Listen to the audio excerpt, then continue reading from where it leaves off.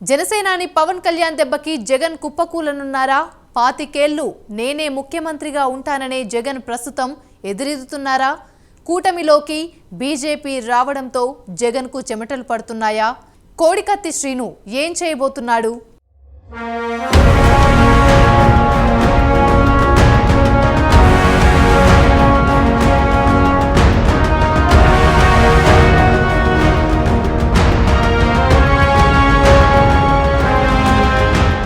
ఊహించని మెజారిటీతో 2019లో అధికారంలోకి వచ్చిన జగన్ మితిమీరిన ఉత్సాహంతో 25 ఏళ్లు నేనే సీఎంగా ఉంటానని ప్రకటనలు గుప్పించారు. నాడు జనసేన, టీడీపీలు వేర్వేరుగా పోటీ చేయడంతో ఓట్ల చీలిక ఏర్పడి వైసీపీ భారీ మెజారిటీతో విజయం సాధించింది. ఎంతో ఉత్సాహంగా పాలన ప్రారంభించిన జగన్ రాను రాను ప్రజలను నిరుత్సాహపరిచారు. సంక్షేమం పేరుతో అభివృద్ధిని మరిచారు. సంక్షేమం కూడా పూర్తిగా ప్రజలకు చేరలేదు. ఇసుక, మద్యంపై తీవ్ర విమర్శలు ఎదుర్కొంటున్నారు. 151 సీట్లతో అధికారంలోకి వచ్చిన జగన్ తన ఇష్టం వచ్చినట్లు పరిపాలన సాగించారు. 5 ఏళ్లలో ఒక్కసారి కూడా ప్రెస్ మీట్ నిర్వహించలేదు. జనసేనాని పవన్ కళ్యాణ్పై వ్యక్తిగత విమర్శలు తప్ప తాను చేసిన బెంచ్ మార్క్ లాంటి ఒక్క పథకం పేరు చెప్పలేని స్థితిలో జగన్ ఉన్నారు. పైగా సాధారణ ఎన్నికలు ఎదుర్కోవడానికి సిట్టింగులను మార్చారు. దీంతో అసమ్మతి ఎక్కువైంది. సీనియర్లు ఒక్కొక్కరుగా పార్టీని వీడి జనసేన, టీడీపీలో చేరుతున్నారు. దీంతో సతమతమవుతున్న జగన్కు మూలిగే నక్క మీద తాటికాయ పడినట్లు చెల్లెలు షర్మిల కాంగ్రెస్ పార్టీలో చేరి తనపైనే విమర్శించడం పెద్ద తలనొప్పిగా మారింది.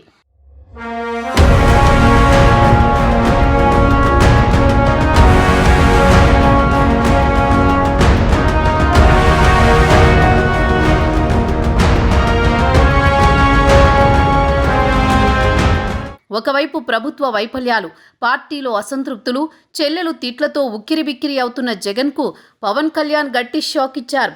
జనసేన, టీడీపీ కూటమిలోకి బీజేపీ రావడంతో కూటమి ఇంకా బలపడి వైసీపీకి చావు దెబ్బ కొట్టనున్నాయి. చంద్రబాబు ఢిల్లీ పర్యటనలో దీనిపై చర్చించినట్లు తెలుస్తోంది. పవన్ కళ్యాణ్ కూడా ఢిల్లీ టూర్ పెట్టుకున్నారు. పవన్ పర్యటనతో ఫుల్ క్లారిటీ రానుందని విశ్లేషకులు చెబుతున్నారు. కూటమిలోకి బీజేపీ రావడానికి పవన్ కళ్యాణ్ చక్రం తిప్పినట్లు తెలుస్తోంది. పవన్ కళ్యాణ్ చెబితే మోదీ తప్పక వింటారని తెలుస్తోంది. ఆంధ్రాలో పవన్ కళ్యాణ్ అంత నమ్మకస్తుడు మోదీకి ఎవరూ లేరనేది తెలుస్తోంది. పవన్ కళ్యాణ్ నా తమ్ముడు అని మోదీ సంబోధిస్తారు. పవన్ కళ్యాణ్ సైతం మరోసారి మోదీ ప్రధాని కావాలని కోరుకుంటున్నారు. దీంతో ఇద్దరి మధ్య సంబంధం గట్టిగానే ఏర్పడింది. 2014లో కూడా మోదీ కోసమే ఎన్డీఏ కూటమికి పవన్ కళ్యాణ్ మద్దతు ప్రకటించారు. ఏపీలో బీజేపీకి కూడా అంతగా ఓట్ షేర్ లేదు. కానీ వాళ్లకి ఎంపీలు అవసరం ఎంతైనా ఉంది. ఈ క్రమంలో ఏదో ఒక పార్టీతో ఏపీలో పొత్తు పెట్టుకోవాలని కోరుకుంటోంది.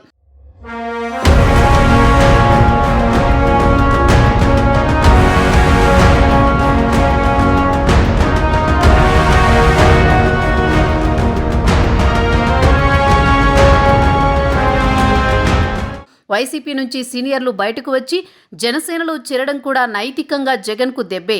వైసీపీ నుంచి బయటికి వచ్చేవాళ్లు కొంతమంది టీడీపీలో కూడా చేరుతున్నారు.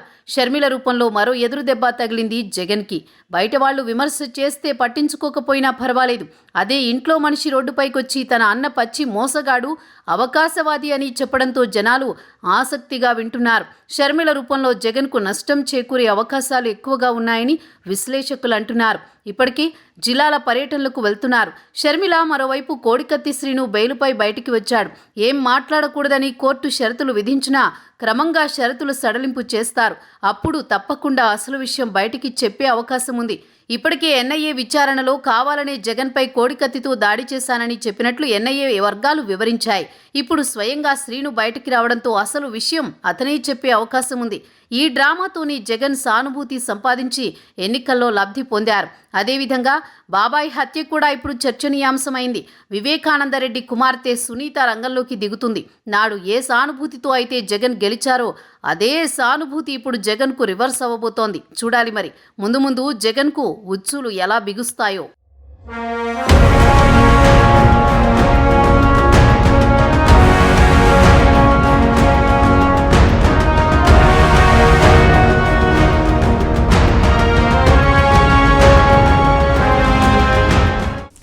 బర్నింగ్ ఇష్యూలో షార్ట్ బ్రేక్ తీసుకుందాం.